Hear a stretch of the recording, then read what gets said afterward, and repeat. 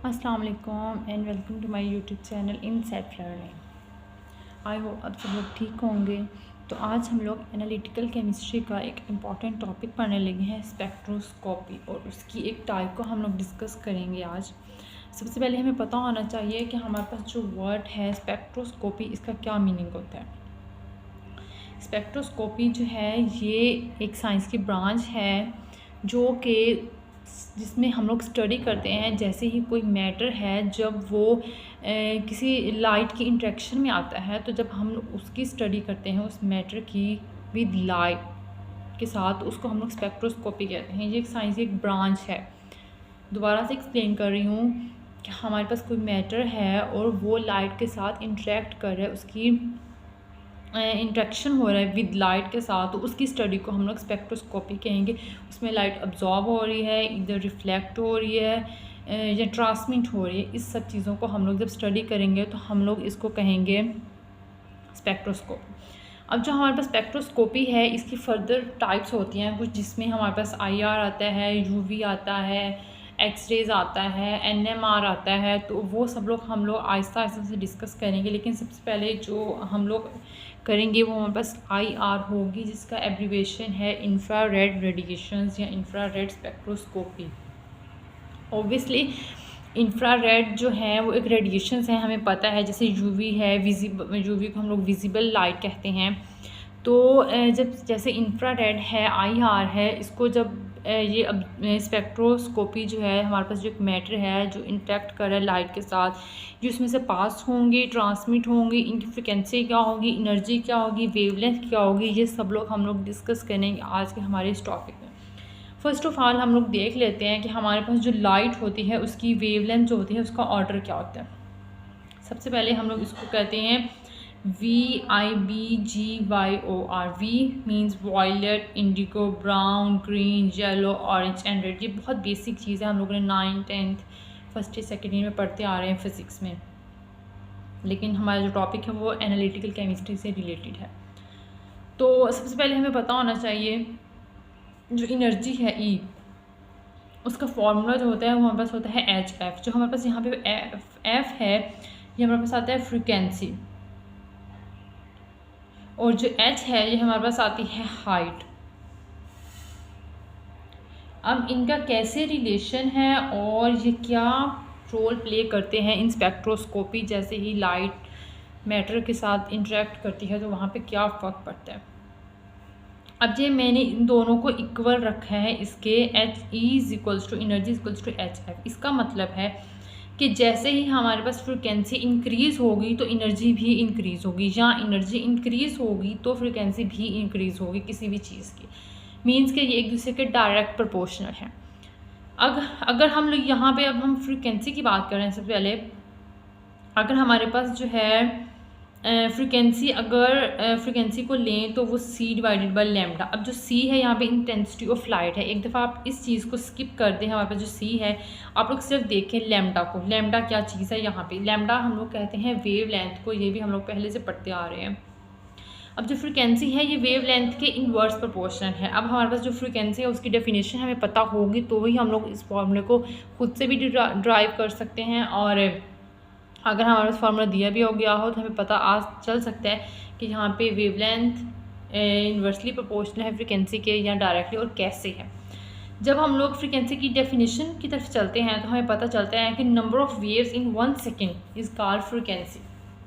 कोई भी जब एक वेव है वो 1 सेकेंड के अंदर पास हो रही है तो उसको हम लोग कहते हैं फ्रिक्वेंसी। मीन्स के नंबर ऑफ़ वेव्स, कितनी नंबर ऑफ़ वेव्स जो हैं वो 1 सेकेंड के अंदर पास हो रही हैं तो उसको हम लोग फ्रिक्वेंसी कहते हैं। अगर ज़्यादा नंबर ऑफ़ वेव्स पास हो रही होंगी तो उसको हम लोग, उसकी फ्रिक्वेंसी हाई होगी, अगर कम हो रही होंगी तो कम होगी।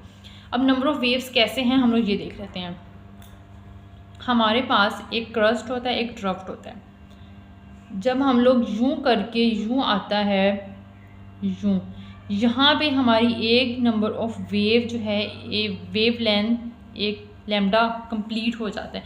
इसको हम लोग कहते हैं क्रस्ट, जो ऊपर वाली जो कर्व बनते हैं, और नीचे वाली कहते हैं हम ड्रफ्ट। ये एक वेवलेंथ कंप्लीट हो चुकी है। ओके, अगर हम लोग अब यहाँ पे अपना देखें, यहाँ पे मैंने कुछ एग्जांपल्स लिखी हैं, ये बिल्कुल छोटी छोटी इनकी हैं यहाँ पे वेवलेंथ बिल्कुल छोटी सी बन रही है, इसकी यहाँ पे बन रही है, फिर इसके बाद यहाँ से यूँ बनेगी और फिर यहाँ से यूँ। इनकी मतलब कि इनकी वेवलेंथ नंबर ऑफ़ वेव्स जो हैं वो 1 सेकेंड के अंदर ज़्यादा पास हो रहे हैं एज़ कम्पेयर टू जो सेकंड वाली मैंने ऑप्शन रखी है। यहाँ पे एक वेव यहाँ से लेकर यहाँ पे पास हो रही है, इसकी वेव आप लोग देख लें पोजीशन या इसकी डायमीटर देख लें कितना इसकी लेंथ है, और इस वाले की देख लें सिर्फ इतने वाले की और यहाँ से इतने वाले की, तो किसकी ज़्यादा है? इसकी ज़्यादा है। इसकी जो है हमारे पास फ्रीक्वेंसी होगी वो लो होगी, क्योंकि हमारे पास जो वेवलेंथ ज़्यादा है, वेवलेंथ जो है वो फ्रीक्वेंसी के इन्वर्स प्रोपोर्शन। अगर वेवलेंथ ज़्यादा है फ्रीक्वेंसी लो है, अगर फ्रीक्वेंसी ज़्यादा है तो ऑब्वियसली वेवलेंथ लो होगी। आई होप आप लोगों को इतना सा कॉन्सेप्ट समझ आ गया होगा। ये बहुत बेसिक था जो मैंने अभी आप लोगों को दोबारा से रिपीट कर दिया। अब यहाँ पे मैंने लिख दिया इसी फॉर्मूले को दोबारा से एक्सप्लेन करके, इस इतने फॉर्मूले को, कि अगर हमारे पास वेवलेंथ जो होगी वो हाई होगी तो हमारे पास जो एनर्जी भी होगी वो हाई होगी। यहाँ पे इसको डायरेक्टली प्रोपोर्शनल है, ये मैंने बता दिया पहले भी। इसी तरह से अगर हमारे पास वेवलेंथ ज़्यादा है ये चीज़, तो फ्रीक्वेंसी वो लो होगी, मीन्स कि ये एक दूसरे के इन्वर्स प्रोपोर्शनल है। इसके बाद हम लोगों को पता होना चाहिए कि हमारे पास रेज़ जो है वो एक्स रेज़ होती हैं, गैमा रेज़ होती हैं। इन रेज़ में कौन सी जो रे है वो स्ट्रॉन्ग है, हमें ये पता होना चाहिए। तो जो एक्स रेज़ होती हैं वो स्ट्रॉन्ग रेज़ होती हैं। इनकी रीज़न क्या है? क्योंकि एक्स रेज़ की एनर्जी जो होती है वो ज़्यादा होती है, एनर्जी ज़्यादा होती है तो मतलब कि वेवलेंथ भी ज़्यादा होगी। अगर वेवलेंथ किस चीज़ की ज़्यादा है तो ऑब्वियसली उसकी जो अगर एनर्जी ज़्यादा है तो फ्रीक्वेंसी भी ज़्यादा होगी, और अगर फ्रीक्वेंसी ज़्यादा है तो ऑब्वियसली उस चीज़ की wavelength number of waves in 1 second कम होंगे। तो ये यहाँ पे कॉन्सेप्ट इतना क्लियर हो जाएगा आई होप।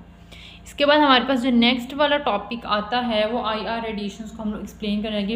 इससे पहले मैंने इंट्रो दिया था, अब हम इसको एक्सप्लेन करेंगे कि IR रेडिएशंस होता क्या है और इसका प्रिंसिपल क्या है, इसकी क्लासिफिकेशन, इसके ड्रॉबैक्स एंड एप्लीकेशंस। तो सबसे पहले हम लोग देख लेते हैं कि अगर बेसिक प्रिंसिपल जो है वो IR रेडिएशंस का क्या होता है। IR has specific vibrational frequency. Only those atoms absorb the IR radiation that have same frequency with IR. अब हमारे पास IR जो होता है उसकी एक स्पेसिफिक वाइब्रेशनल फ्रिक्वेंसी होती है। मीन्स कि कोई भी हमारे पास अगर मॉलिक्यूल है उसके अंदर जो एटम्स हैं वो ऑब्वियसली हर टाइम वाइब्रेट कर रहे हैं और उनकी वाइब्रेशन जो है वो एक स्पेसिफिक है। इसी तरह से उन्होंने क्या है कि IR रेडिएशंस जो हैं इनकी जो वाइब्रेशनल मोशन जो है वो स्पेसिफिक है। ठीक है, अगर मैं आप लोगों को यहाँ पे एक छोटी सी एग्जांपल देती हूँ। अगर हमारे पास हम लोग देखें यहाँ पे हमारे पास एक बॉक्स हो, यूँ करके बॉक्स है, मीन्स कि ये एक मॉलिक्यूल है या एक बॉक्स आप लोग ले लें, इसके अंदर एटम्स हैं कुछ जो कि वाइब्रेट करें इस वाली साइड पे, इस वाली साइड पे भी और इस वाली साइड पे भी। यहाँ पे अगर हम लोग अपनी IR रेडिएशंस को इस पर करवाएं, मतलब कि रिफ्लेक्ट करवाएं, उस पर स्टार्ट करवाएं, उस पर थ्रो करवाना, तो IR रेडिएशंस की हमने पहले बताया है कि स्पेसिफिक वाइब्रेशनल मोशन है। जहाँ पे भी एटम्स हैं, जिन एटम्स की फ्रीक्वेंसी या वाइब्रेशनल फ्रीक्वेंसी जो है वो IR रेडिएशंस के साथ मैच होगी, वो ही जो रेडिएशंस होंगी वो इसमें अब्जॉर्ब हो जाएंगी। जो बाकी की हैं वो पास हो सकती हैं या इमिट भी हो सकती हैं। इसको कहते हैं कि IR जो रेडिएशंस हैं वो अपनी स्पेसिफिक वाइब्रेशनल फ्रीक्वेंसी रखती हैं। ये इसकी एक एप्लीकेशन है, इसका बेसिक प्रिंसिपल है जो कि फॉलो करना पड़ता है सबको। इसके बाद हमारे पास सेकंड में आता है कि IR जो है उसकी कितनी क्लासेस हैं। क्लासिफिकेशन में अगर हम लोग देखें तो एक स्ट्रॉन्ग IR होगी, एक मीडियम IR होगी और एक वीक IR होगी। अब ये कैसे हैं, इनको क्लासीफाई कैसे किया गया तो हम लोग यहाँ पे देख लेते हैं। जो स्ट्रॉन्ग IR होगी ना, अब यहाँ पे एक छोटा सा कंसेप्ट जो है वो न्यू होगा आप लोगों के लिए, जहाँ पे हम लोगों ने एक्स एक्सिस और वाई एक्सिस बना दिए हैं। ठीक है, यहाँ पे नीचे एक्स एक्सिस और ऊपर हमारे पास वाई एक्सिस आ गया। हम लोग जब बनाते हैं, एक हमारे पास होता है अब्जॉर्बेंस, मीन्स कि एक कर्व बनाते हैं जो कि सीधी होती है, इस तरह से हमारे पास एक कर्व आती है वो सीधी होती है। लेकिन अगर उस कर्व को हम लोग स्पेक्ट्रोस्कोपी जो होता है, अगर उसको हम लोग यूँ इन्वर्टेड फॉर्म में बनाएं तो उसको हम लोग कहेंगे ट्रांसमिटेंस स्पेक्ट्रा। अब ये क्यों कहते हैं, मीन्स कि इसका जो ये पॉइंट है ये एक्स की पीक पॉइंट को टच करेगा, वहाँ तक पहुँचेगा, ये इसकी स्पेसिफिसिटी है स्ट्रॉन्ग आईआर की। इसी तरह से जो मीडियम है उसमें ये होगा कि यहाँ पे थोड़ा सा डिफरेंस आ जाएगा स्पेक्ट्रा की दोनों लाइंस के अंदर, और जो वीक है उसमें थोड़ा ज़्यादा डिफरेंस आ जाएगा। तो ये क्लासिफिसीज हैं आईआर की। इसके बाद अब अब्जॉर्बेंस स्पेक्ट्रा या ट्रांसमिटेंस स्पेक्ट्रा में क्या डिफरेंस है। जो आईआर में हम लोग हमेशा ट्रांसमिटेंस स्पेक्ट्रा ही यूज़ करेंगे, मींस के इन्वर्टेड फॉर्म जो हमारे पास एक कर्व होगी उसी को यूज़ करेंगे। अब जो अब्जॉर्बेंस होगा उसमें हम लोग सीधा यूज़ करेंगे, ए लिखेंगे साइड पे और एक साइड पे लैम्डा, और ट्रांसमिटेंस में हम लोग जो है वो इन्वर्टेड फॉर्म यूज़ करेंगे उसी कर्व की। इसके बाद हमारे पास क्राइटेरिया है कि मतलब कि जो कंपाउंड्स हैं जो आईआर रेडिएशंस को अब्जॉर्ब करेंगे उनका क्या क्राइटेरिया होना चाहिए। सबसे पहला प्रिंसिपल जो मैं आपको पहले भी बता चुकी हूँ, जो बेसिक प्रिंसिपल है, vibrational frequency will be match. जब तक एक मॉलिक्यूल है उसके अंदर जो एटम्स हैं उसकी वाइब्रेशनल फ्रिक्वेंसी जो है वो कितनी फ्रिक्वेंसी के साथ वाइब्रेट कर रहे हैं वो आईआर की रेडिएशंस के साथ मैच नहीं होगी, तब तक वो आईआर की रेडिएशन को अब्जॉर्ब नहीं करेंगे। वो या तो उसको रिफ्लेक्ट कर देंगे और या फिर उसको ट्रांसमिट कर देंगे। ये इसका बेसिक प्रिंसिपल है, ये हर कंपाउंड को का बेसिक क्राइटेरिया है आईआर की रेडिएशन को अब्जॉर्ब करने के लिए। इसके बाद हमारे पास सेकंड वाला पॉइंट आता है dipole movement should not be zero. अब डाइपोल मूवमेंट क्या होता है, हमारे पास कोई भी एक है मॉलिक्यूल है, अगर उसकी एक साइड पे पॉजिटिव हेड और एक साइड पे नेगेटिव, जब हम लोग उसके हेड लेते हैं तो उसको हम लोग डाइपोल कहते हैं, डाइपोल मूवमेंट। ये एक अलग से टॉपिक है, वो हम लोग बाद में देखेंगे। इसमें वो कहता है कि dipole movement should not be zero, dipole movement जो वहाँ पे ज़ीरो नहीं होनी चाहिए। अब इसको मज़ीद एक्सप्लेन मैं कर देती हूँ। इसी का दोबारा से नेक्स्ट पॉइंट है कि symmetry molecules are not absorb radiation. अब सिमेट्री मॉलिक्यूल्स कौन से मॉलिक्यूल्स होते हैं, कोई भी मॉलिक्यूल जो है जब उसके 4 बॉन्ड कंप्लीट हो जाएं तो वो सिमेट्री मॉलिक्यूल बन जाएगा।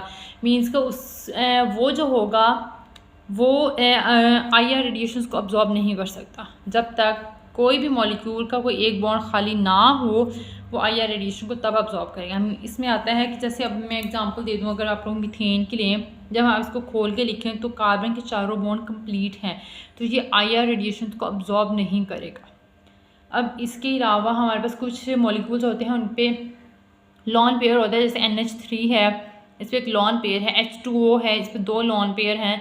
तो ये जो मॉलिक्यूल्स हैं ये आईआर को की रेडिएशंस को अब्जॉर्ब करेंगे। तो यहाँ पे आई होप आपको सिमेट्री एंड नॉन सिमेट्री का कंसेप्ट भी समझ आ गया होगा। उसके बाद हमारे पास कुछ इसकी एप्लीकेशंस आती हैं आईआर की। उसमें ये है सबसे बेसिक एप्लीकेशन में ये आता है कि आईआर जो है वो हमें फंक्शनल ग्रुप बताता है और किसी भी ऑर्गेनिक कंपाउंड का या उसका स्ट्रक्चर भी बताता है ऑर्गेनिक कंपाउंड का। ये सबसे पहले। इसका एक ड्रॉबैक भी है जो इसी से रिलेटेड है, वो हम लोग जब ड्रॉबैक डिस्कस करेंगे तो मैं उसमें आपको बताऊंगी ताकि आप लोगों को सही से समझ आ जाए। अब जो इसका फर्स्ट वाली एप्लीकेशन वो यही है कि वो फंक्शनल ग्रुप बताता है हमें किसी भी ऑर्गेनिक कंपाउंड का, और उसका स्ट्रक्चर भी बताता है कि ऑर्गेनिक कंपाउंड का स्ट्रक्चर क्या है। आईआर रेडिएशन के थ्रू हम लोग ये पता कर सकते हैं। सेकेंड वाला हमारे पास इसमें पॉइंट आता है क्वालिटेटिव एनालिसिस। मीन्स के जो हमारे पास आईआर रेडिएशंस हैं वो हमें क्वालिटेटिव एनालिसिस करके बताती हैं या देती हैं। क्वालिटेटिव मीन्स के क्वालिटी बताती हैं, नॉट अ क्वांटिटी। क्वालिटी जो होती है वो किसी भी चीज़ की बहुत इंपॉर्टेंट होती है as compare to quantity. Number 3 पे आता है covalent bonds in a molecule. जो आईआर रेडिएशंस हैं इसमें हमें पता चलता है कि कोवलेंट बॉन्ड्स हैं वो मॉलिक्यूल में हैं। Progress of reaction, detection of impurities. IR radiations हमें इम्प्योरिटीज़ को डिटेक्ट करके बताते हैं कि कहाँ पे इम्प्योरिटीज़ मौजूद हैं। इसके बाद हमारे पास आता है structure of cis trans isomers. अब ये जो है ये भी आप लोगों को देखना पड़ेगा कि आईआर रेडिएशंस वहीं से पास होंगे जहाँ पे सिस ट्रांस आइसोमर्स होंगे। सिस ट्रांस अब क्या होगा जी हम लोग अभी देख लेते हैं। अब हमारे पास हमने ये कार्बन का डबल बॉन्ड और फिर कार्बन लिया है, मीन्स के इथेन लिया है, इथीन। तो यहाँ पे Br ब्रोमाइड, हाइड्रोजन और HH मतलब प्रोटोन लगाया है एक और Br लगाया हुआ है। अब ये ट्रांसफॉर्म है। अब हमारे पास जो ट्रांसफॉर्म होती है वो जैसे ही दो डिफरेंट पोजीशन मतलब कि ग्रुप्स आएंगे तो वो हमारे पास ट्रांसफॉर्म होगी। मीन्स कि यहाँ पे हाई प्रोटोन है, यहाँ पे बी आर है जो ट्रांसफॉर्म है। जहाँ पे सेम होगी वहाँ पे हमारे पास सिस फॉर्म होगी। इसके बाद हमारे पास जो लिमिटेशंस आती है उसमें सबसे फर्स्ट नंबर पे यही है कि जो हमें आई आर है ये फंक्शनल ग्रुप तो बता रहा है लेकिन उसकी पोजीशन को नहीं बता रहा। मींस हमें नहीं पता कि इस पॉइंट पे है ये फंक्शनल ग्रुप लगा होगा ओ एच, या इस पॉइंट पे लगा, इस पीक पे लगा होगा, या नेक्स्ट पे पीक आएगी वहाँ पे फंक्शनल ग्रुप लगा होता है, ये हमें नहीं पता। और ना ही ये हमें मोलिकुलर वेट के बारे में बताते हैं। Halogen salts are absorb moisture, halogen salts होते हैं वो मॉइस्चर को अब्जॉर्ब कर लेते हैं। And this is all about of today's lecture. अल्लाह हाफिज़।